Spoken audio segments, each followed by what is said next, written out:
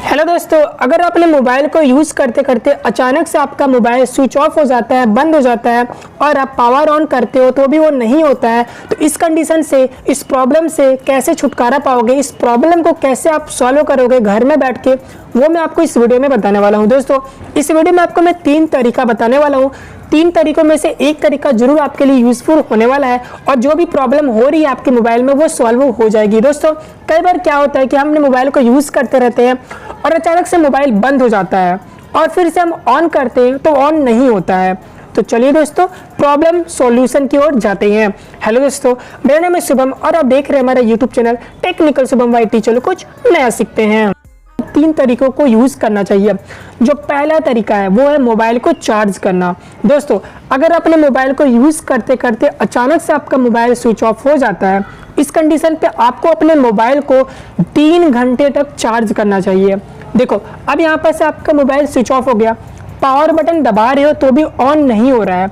अब आपको सिंपली से अपने मोबाइल को जाके चार्ज लगाना है। ध्यान रखिए, जिस भी आपके मोबाइल की जो भी मोबाइल आपका, जिस भी कंपनी का मोबाइल होगा आपके पास, उसी कंपनी का चार्जर आप उसका यूज़ कीजिए। आप यहाँ पर से 100, 200, 150 वाला चार्जर यूज़ ना कीजिए, क्योंकि ये आपके मोबाइल के लिए बहुत ज़्यादा हार्मफुल हो सकता है। क्योंकि उसी वजह से आपके मोबाइल में कई बार स्विच ऑफ हो जाता है, हैंग प्रॉब्लम होती है, स्क्रीन काम नहीं करता है और भी तमाम सारे जो प्रॉब्लम्स होते हैं वो हम दूसरे चार्जर्स का यूज़ करके ही अपने मोबाइल पे लाते हैं।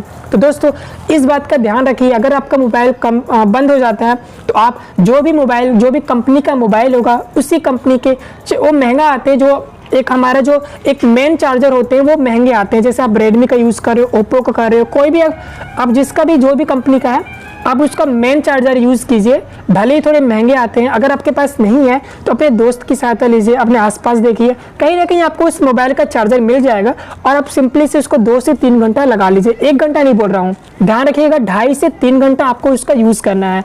लगा कर छोड़ दीजिए।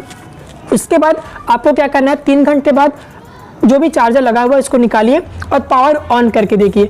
60 से 80% लोगों को चांसेस है कि मोबाइल ऑन हो जाएगा, क्योंकि बहुत लोगों को जो प्रॉब्लम होती है अपोजिट चार्जर का यूज़ करने से ही होती है। आप दूसरा सस्ता चार्जर यूज़ कर लेते हो, तो ये कंडीशन बहुत ही अच्छा है, आप इसका यूज़ जरूर कीजिएगा। तो ये फर्स्ट चीज़ हो गया। जो सेकंड चीज़ है दोस्तों, ये भी आपके लिए बहुत ज़्यादा फायदेमंद हो सकता है। जो सेकंड चीज़ है, इसके लिए आपको करना क्या होगा दोस्तों, अगर आपका मोबाइल की बैटरी निकलती है तो बहुत ही अच्छी बात है। वैसे आज के टाइम पे जितने भी मोबाइल आ रहे हैं इनकी बैटरी पीछे से नहीं निकलती, लेकिन अगर आपकी निकल रही है तो ये बहुत ही एडवांस आपके लिए फ़ायदा होगा।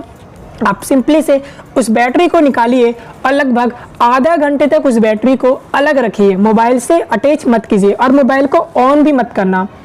ठीक, तो यहाँ पर से सिंपल से मोबाइल की जो बैटरी है उसको अलग निकाल के रख दीजिए आधा घंटे तक, 20 से 25-30 मिनट तक अलग रखिए। उसके बाद वापस से जो भी बैटरी है उसको लगाइए, फिट कीजिए और ऑन करके देखिए, तो वो जो काम है, जो भी आपकी प्रॉब्लम हो रही होगी सॉल्व हो जाएगी। 80% चांसेस है कि वो जो प्रॉब्लम हो जाएगी आपकी बंद होने वाली, वो ऑन हो जाएगी। तो ये सेकंड तरीका है। और जो दोस्तों थर्ड तरीका है वो भी बहुत ज़्यादा यूज़फुल है। ये बहुत सारे लोग बताए हैं इसके बारे में और मैं भी इसी के बारे में बताऊंगा। आपको करना क्या है, आपको अपने मोबाइल पे एक वॉल्यूम अप का बटन मिलता है, डाउन का मिलता है और पावर ऑफ ऑन का मिलता है। तो दोस्तों, आपको वॉल्यूम के साथ साथ पावर बटन, आपको दोनों को लगभग 5 से 10 सेकेंड होल्ड करके रखना है। उसके बाद आपके सामने मोबाइल पे एक नया इंटरफेस देखने को मिलेगा। तो दोस्तों, इस कंडीशन पे आपको अपने हाथों की मदद से आप वहाँ पर टच नहीं कर सकते हो, क्योंकि मोबाइल वो एक नया इंटरफेस खुलेगा। उसको आपको करना क्या है, जो वॉल्यूम का बटन होता है, वॉल्यूम के बटन से आपको वहाँ पर से 2 ऑप्शंस रहेंगे, उसको आपको सिलेक्ट करना है। रिस्टार्ट का ऑप्शन भी आपको मिल जाएगा वहीं पास।